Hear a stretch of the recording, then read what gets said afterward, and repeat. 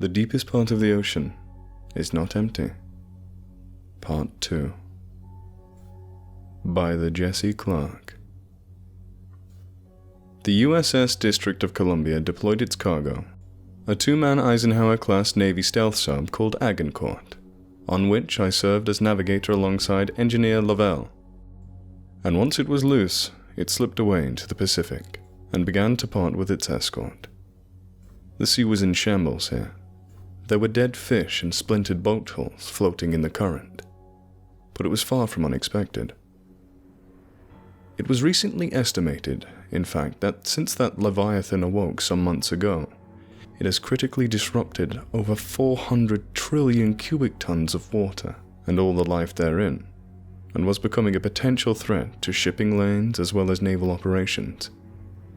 It has been classified for these reasons and others as a severe national security threat, and so the Navy built the Agincourt on Tuscany's blueprints, and selected Lavelle and myself to man it, and then instructed the pair of us to hunt down the Leviathan and lure it up from the deep so the District of Columbia could move in for a swift kill without exposing herself in the chase. For some hours after we entered the sea, there was little else but quiet there, and the hulking mass of the District of Columbia as it followed. But then even that faded into the seawater, and when it did, Lavelle and I found ourselves alone in the midst of the ocean. He even descended the hatch ladder from the operations center and joined me for a moment in the sphere. "So, Latner, you're the nav. How do you plan on finding this thing in the middle of the ocean? I'm already tracking it. You see that?" I pointed up at a corridor of seawater that was moving north and that carried on for miles. We'd been following it for some time. Lavelle pursed his lips. "Didn't realize there was a draft that big out here." "There wasn't," I said. "Until earlier this morning. The Leviathan swam on down this way a few hours ago, and it left this as a little present for the two of us." "Well then, we'll be sure to thank it. How much longer before we see the damn thing?" "Not long. Look at those fish." I nodded towards a school of the things. "You ever see anything like that?" He shook his head. "They look panicked. And they're swimming towards us for a reason. Closer we get, more we'll see. Just wait." And we did. What started as an isolated school of fish soon became several, and then the nautical retreat boiled over in scale and number into a mammoth, seething cloud of life all whirled up into a frenzy and pushing desperately south against the riptide, like birds from a storm cloud or the onset of winter. The two of us said not a word until the crowd broke, and the Agincourt again found itself floating in the open and quiet sea. And then I brought the Agincourt to a full stop. Lavelle said, "Holy God." Ahead of us, and not more than 2 miles off, was a titanic mass of shadow, unmoving and so breathtakingly huge that not even all of its edges could be fully seen. It was the Leviathan. Blue whales and dinosaurs themselves paled in comparison to this monstrous, mountainous thing. And as Lavelle and I sat and stared at it, it made its first move. A turn away into the depths behind it, followed by a sharp dive. In doing so, of course, the silhouette of its full form came into view, and the sight of it stole the breath right from our lungs. We couldn't have said a word in that moment, even if we knew words to say. We simply stared out at the thing, and did our unworthy best to appreciate the magnitude of its vastness. It was as long as they said it was. An enormous, slithering serpent thing whose tail broke into 1,000 other tails that drifted and curled and dragged lazily behind it and fell deep away into the blackness. But seeing it in person was altogether a new experience. Before saying another word to me, Lavelle hopped back onto the ladder and climbed up into the operations room. "Agincourt to District of Columbia," I heard him say. "This is Lieutenant Lavelle. We've located the Leviathan. 33.934 by negative 153.4570. We're giving chase, but it's moving fast and moving down. Look to the riptide. Advise that district follow our mark, but stand by to engage until we brought it back up to you. I gunned the thrusters as he spoke, and followed the slipping shadow away into the deep. 12 knots of speed. 12.2. 12.4. Agincourt crawled and then cruised, and then ran with all its haste in pursuit of a monster. Lavelle came down the hatch ladder a few minutes later. District is en route. Making speed? She's moving, but she's not coming out till we've got this fucker where she wants it. Any ideas on that front? A moment passed before I said, "You seen the footage from the Tuscany?" "Bits and pieces, yeah." Well, the pilot caught the Leviathan's attention and it chased him straight up to the surface. But he made it, didn't he? Yeah, by the skin of his teeth, from what I hear. Gave up deep diving altogether. What's your point? Point is, Agincourt's faster than the Tuscany. If we can get the thing to chase us, we can outrun it, and then get District on its flanks. Couple of torpedoes to her side, and then boom! We have ourselves a 300,000-ton museum piece. There was another pause, and then Lavelle broke it with the worst question of all. And what if District can't put a dent in that thing? You saw how big it is. Well then, I suppose we'll need to find another ride home. The Agincourt filled up her ballistas and followed the Leviathan down into the depths of the Pacific, past where the water stopped the sunbeams at the gate, and before long all that could be seen was nothing at all. From that point forward, it was the boat's humble capacity for sonar that kept us moving in the right direction, with an occasional nudge from the monster's own flood current. Lavelle broke the long silence. What's the plan? At the moment, I'm just trying to get the damn thing's attention. The closer we are to the district when it notices us, the better. But as it stands, we're getting in too deep. Way too deep. By the depth chart, we'd just passed 15,000 feet, and we needed to get things turned around. Go ahead and get yourself strapped in. He did, in the passenger's chair behind me, and then I hit the front lights and gunned the thrusters. What the hell are you doing? Like I said, I'm getting it but then I stopped, and I eased back on the thrusters. The lights on the Agincourt spilled their glow into the whole of the abyss, and they found it empty. Where the hell did it go? I dialed up the brightness of the lights and brought the boat to a full stop. I don't know. We scanned the water for hints of movement or shadow, but there was no movement, and there was nothing but shadow and silence. I moved Agincourt from a rest to a light cruising speed, and her searchlights swept and swooped and cast themselves onto the rocks. Nothing. Damn. Useless. I hit the lights off. Now what? What is it?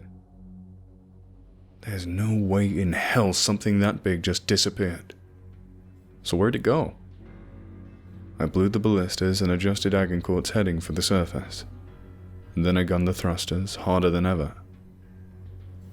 It didn't go anywhere. It knew we were there all along. It just dragged us down into the dark to shake our tail. What, a thing that size is afraid of being hunted? It's not being hunted. We are. Agincourt lifted herself up through the water with as much speed as she could muster up from the running. But time was against us.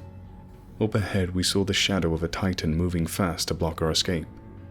It was the difference in shade between deep twilight and midnight black. We've got to move, I said. See if you can't raise the district. Lavelle unbuckled his seatbelt and flew to the hatch ladder, climbing it 2 rungs at a time. Clang, clang, clang, clang. Not a moment later I heard the static of a radio as he lifted a hail. Hello? Hello? District of Columbia, this is Agincourt. Can you read me? Over. Static. Audible even here in the pilot sphere. The sheer bulk of the Leviathan was blocking the signal. Keep trying to raise the escort. I'm going to get out from under this thing and clear the way. Hello, hello, District of Columbia. This is Lieutenant Lavelle of the Agincourt. Can you read me? Over. Agincourt banked hard over her starboard flank, and I allotted her all the speed for her escape. 17 knots flat. 17.3. 17.5. 17.7. I looked up. The Leviathan's shadow bathed the whole of the seabed in its mass. Still we ran. Hello, District of Columbia, this is the USS Agincourt. Can you hear me? Over. More static. 19 knots. 19.2. 19.4. Agincourt was moving faster than most vessels already, and yet the shadow above us had not struggled at all to keep us within perimeter. So big was its source. 21 knots. District of Columbia, this is Agincourt. Can you read me? Over. Respond. Still nothing. 21.9. 22.2. I looked up. The shadow was murky and ill-defined, but I could make out the monstrous alien forest of its mighty tentacles, which wrapped and curled and spread out in all directions in the absence of movement. It looked like a black star seen through the bent lens of time, but it was slipping back behind us. Agincourt was more than a match for speed. 23.5. Hello, District of Columbia, this is Lieutenant Lavelle of the Agincourt. Can you read? Still I heard static. But there were bursts of clearer sound too, just barely over the threshold of audibility. We were getting into the clear, and quickly. 25 knots. 25.3. Almost too quickly. Hello, District of Columbia, this is Agincourt. Do you read me? Over. Can you hear me? I looked up and back over my shoulder. 25.8. 25.9. 26 knots. Fuck. The Leviathan wasn't pursuing us after all. It was moving back up. I fired up all of the Agincourt's lights and thrusters and blew her ballast. We began to climb. Lavelle! What is it? Any look on the radio? Not yet. Why? Leviathan's not going after us. It's going up. Good! District will hit it when it gets close then. It's not gonna get close. It's gonna come up right underneath the boat. The sub won't be able to use its armament at that range. There was a pause. 23 knots now. We lost speed when we moved up. 23.1. Oh my god. Oh my god. Move! Move, goddammit, move! Get us up there! Just keep trying to raise the ship. 25.4 knots. 25.7. The massive shadow of the Leviathan was moving up into the brighter waters, and I could see its tentacles falling into line as it gained speed. Hello, District of Columbia, this is Agincourt. Can you read me? Over. Respond. 27.3 knots. 3,000 feet below the surface. 2,000 roughly to the district's test depth. Agincourt continued to climb, and gradually as she did, the waters began to brighten.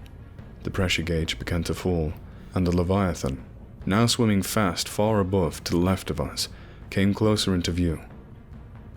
Only then did I understand fully. District of Columbia stood no chance.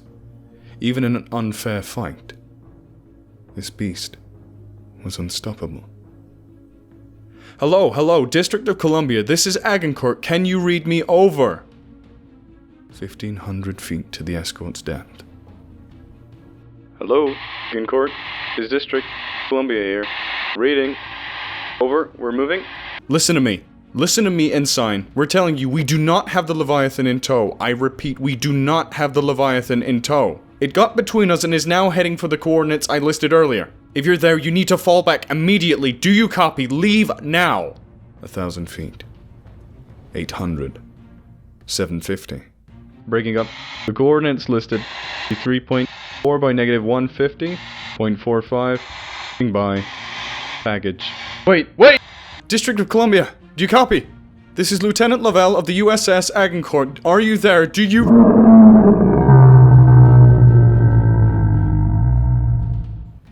My heartbeat kicked up into my throat. I knew that sound. The roar of the Leviathan, from the Tuscany tapes. Clearly the beast had exhausted its usefulness for stealth, and that could only mean a single thing. Damn it. Lavelle joined me in the pilot sphere. Jesus, what the hell was that? We're too late. That's what it is. We're too fucking late. And we were. Although Agincourt's current of speed swept us in closer before I pulled to a full stop. It was a stop with a view, though. A helpless and terrible view. We saw the mountainous back of the Leviathan, and its great maw covered with a shield wall of its writhing tentacles, absorbing a series of torpedo charges from the escort sub. It discharged a flurry of Mark 48s from the pods. Those torpedoes left on the rockets and detonated in waves. Boom, boom, boom! And for a fleeting moment, I thought it might have been enough. If properly targeted, to turn back the Leviathan or wound the damn thing or something. But the beast took the hits and only crawled forward, and before long the sub had only its ballistic arsenal. Nothing appropriate for a fight like this. It began to throw its whole effort into retreat. But an Ohio class is a hulking mammoth, 2 football fields in length and nearly 19,000 long tons of metal and rivets. It is fast, but not fast enough. The District of Columbia was doomed. "Try to raise the Dixon, Lavelle," I said, and my voice trembled when I did.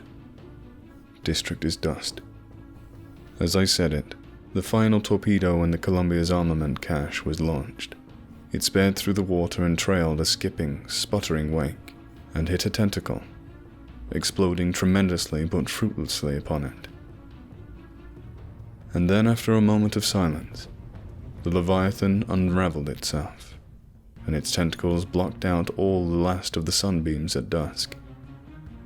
They were swirled and curled and wrapped in their vastness around the hulk of the district. And then, the vessel was gone.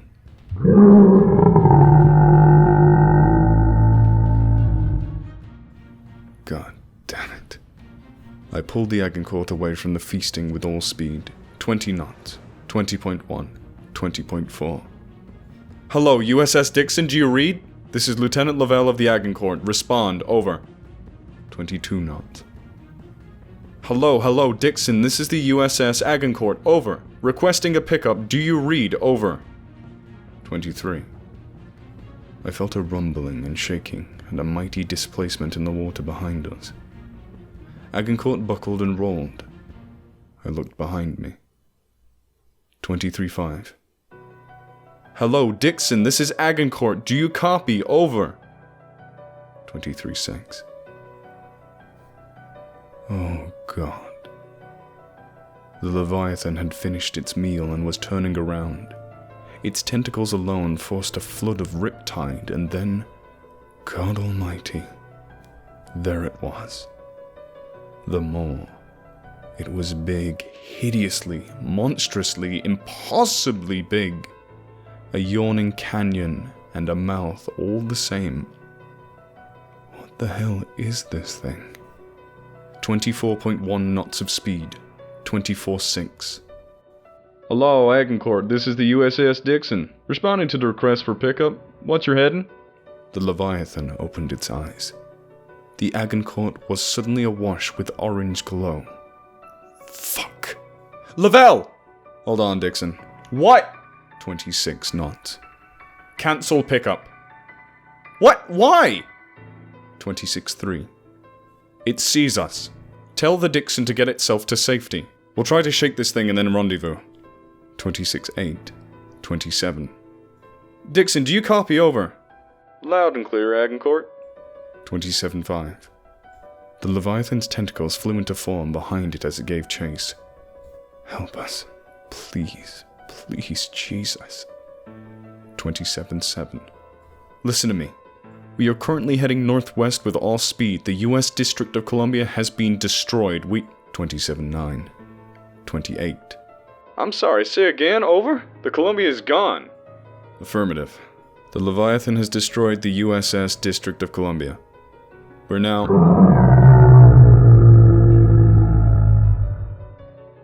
Motherfucking... I gunned the Agincourt's thrusters for all they were worth. They groaned and protested, but they did their job, if only just. 30 knots, 30.2, 30.3, even the ocean itself seemed to be draining into the thing's mouth by the lake load. Come on, baby, come on, come on, come on! Agincourt, confirmed destruction of District Columbia, over. 32 knots. Yes, sir. The Leviathan took everything the district had to throw at it, sir, and then it just ate the ship.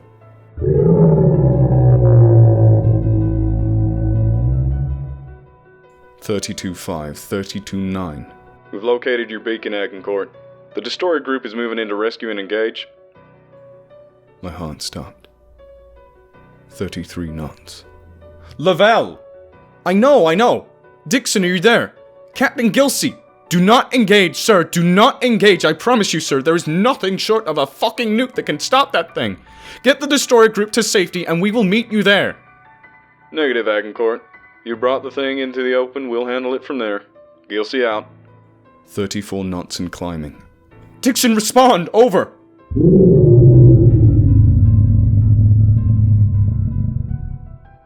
Agincourt flew admirably, but from the sound of its own effect, it rumbled and shook, and it swam against the might of the current. 34.7, 35. Come on, baby, come on, baby. Dixon, this is Agincourt, requesting you disengage immediately. Respond, god damn it! The Leviathan was gaining. Whether or not that meant it was moving swift or simply dragging the sea itself into its yawn was unclear and irrelevant. All I knew and all I cared to reverse was the fact that the Agincourt was failing, despite a mighty effort, to put distance between herself and her hunter. It was a race against time and all the odds, and it was a race we were losing. 36 knots. 36.1. Dixon, this is Agincourt. Answer me, you fucking psychopaths! Disengage!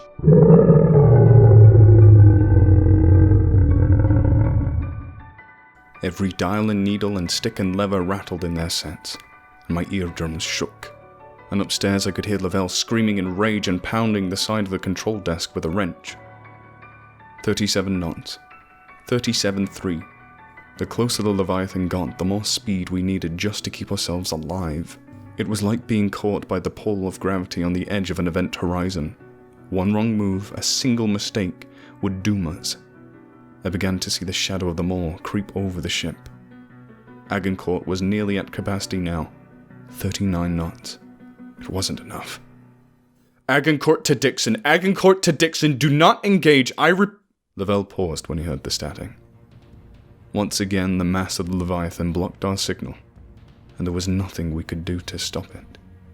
The water rushed into the moor and Agincourt went with it, tumbling helplessly and desperately, and with its thrusters flaring with all its strength of arms and all their force. Lanter? Are we? The force of the explosion, from an anti-submarine ship-to-ship missile, undoubtedly expanded through the sea and seemed to set the whole ocean ablaze. The Dixon had arrived. Another explosion went off, and it shook our ship to the core, and the Leviathan rerouted its course to the surface with demonic speed. Behind us, by not more than a few hundred feet, we felt its mass as it moved. Undersea waves were unleashed that enveloped and consumed the Agincourt, and sent her tumbling ballast to ballast, and left her nearly belly up in the water before she rolled out again. The explosions were getting closer. Lavelle, don't they know we're down here? I don't know! They might have lost our beacon with the radio signal. What does that mean? It means they think we're fucking dead. Can't you try to raise them again? I don't know, There was a mighty flash of light, and then... The force of the latest depth bomb washed through the sea and through the Agincourt's battered hull into her cabin. It sent me reeling despite my restraints.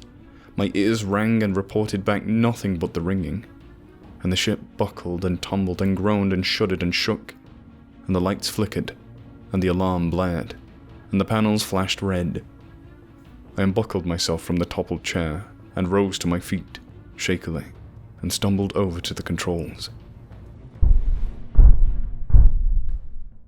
The explosions were no further off than the last one, but my ears struggled now to report them properly. Everything was muffled, everything swam. My head, my vision. I fumbled at the controls and found half unresponsive, and the others blaring. Why? Lavelle! I heard myself shout. Lavelle, can you raise the Dixon, Lavelle? I kept fumbling over the controls. Dials, readouts, and panels were in their off state. I tried boosting the thrusters, but heard only the clicking of the control set. Lavelle, you there? I could hear my own heart more so than the battle. Lavelle? And gradually, the shock began to fade. And when it did, it gave way to something worse. Fear. Lavelle! I ran from the control set to the hatch ladder and looked up. A droplet of water hit me in the eye, and then another, and then another. I started to climb.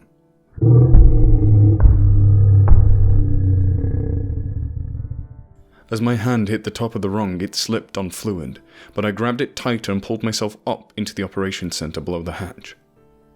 Lavelle! There was no response. Of course there was no response. Lavelle was sitting at an unnatural angle against the far wall, and his eyes were still and shut, and a bit of blood pooled from his right ear and down onto his shoulders, whereas washed away by a steady trickle of seawater from the bent hatch that it became a stream, that became several. The lights flickered. I reached for my friend and knelt down next to him in the water. Lavelle, hey, buddy, hey, can you hear me?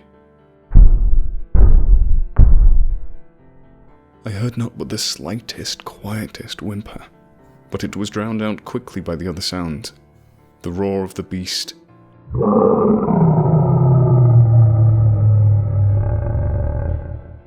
And then one far more ominous, even than that. I heard rushing water from down below. When I looked over to the edge, I saw the ocean inside the pilot sphere, and it was rising to meet me. But I could only see from the sunbeam that struck through the hatch. I grabbed a wrench. Lavelle, we're here at the surface. I can see the sun. It's right there, buddy. That's home. Just sit tight, okay? I climbed up 2 more rungs on the ladder and swung at the hatch with the wrench. It bent up ever so slightly. I swung again. An inch of progress. The water crested the threshold of the operations room. Lavelle whimpered. Hang in there, buddy, okay? I swung again.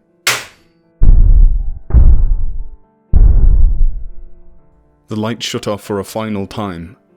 Agincourt tumbled and groaned as she died. Come on, please, Jesus, please, God! The hatch began to bend a bit more. The sunlight brightened, and the water from below now had reached the midpoint of Lavelle's upturned service boots. I felt a release. Got it! I'd forced a hole in the hatch big enough to put a hand through, but then the water dumped inside twice the rate from what surged from below. I turned my head and slid down the ladder and stumbled back as it began to pull up. What the? Then I looked up through the hole, and only once I did I realize the mistake. We weren't at the surface. We were merely close to it. Not more than 100 feet away, but many, many feet too far.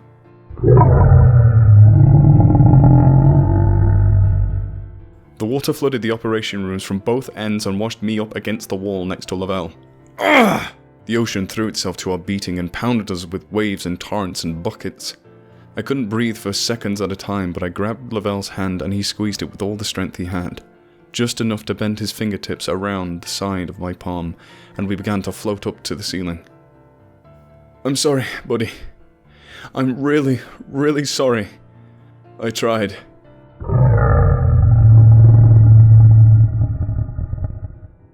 I heard no more explosions from the battle not far off. Just the triumphant roar of the leviathan, and the rush of water and my own ragged, heavy, shaking breaths. I pressed my lips to the ceiling and sucked in all the air that was there to breathe, and I could feel Lavelle slip beneath the surface and water tighten around my chest. And then it was all over my face. Then a shadow fell over the hulking bones of the Agincourt's hull, and I felt a slamming impact and a rush, and then...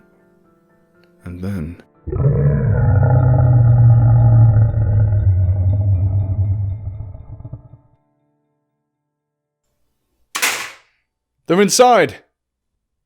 I opened my eyes. They hurt, and I didn't know where I was. I didn't know when I was. I knew nothing at all, in fact, but I heard footsteps, and I saw a shadow, and then I felt something grab my shoulders and hoist me up. A bucket's worth of seawater fell from my shirt, hair, and face. What? You're okay, Lieutenant Latner, is it? Hey, come here, it's okay. We're gonna get you out of here, okay? Ensign, tell the NG we got a survivor. Yes, sir. I don't know what... It's okay. Lavelle. What's that? Lavelle is here. I don't remember. I can't... I started crying pitifully, racking, heaving, messy sobs. Hey, it's okay. It's okay. Can I get some help over here? Then I started to slip. Hey, I'm losing him. And then everything went black.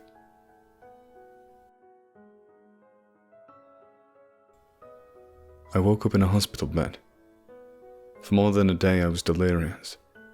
But once I came to, I was filled in as I, in turn, was able to recall my story for a report. From what I was told, the following had happened.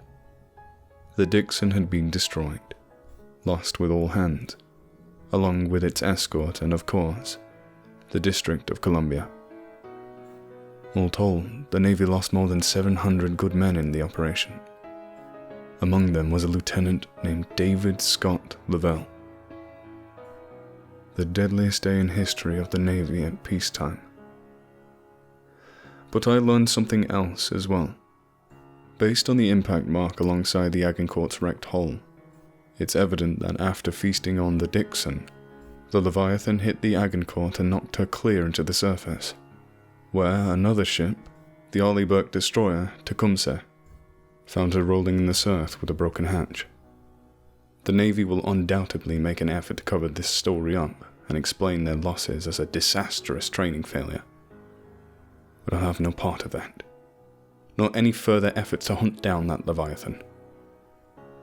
No, this story needs to be told for those men lost, for Lavelle and surely for you. Like the pilot of the Tuscany before me, I've accepted the fact that the thing down there should not be disturbed, and neither should its home. For the love of God himself, do not venture far into the deep, deep pit of the wild Pacific. For all our sakes.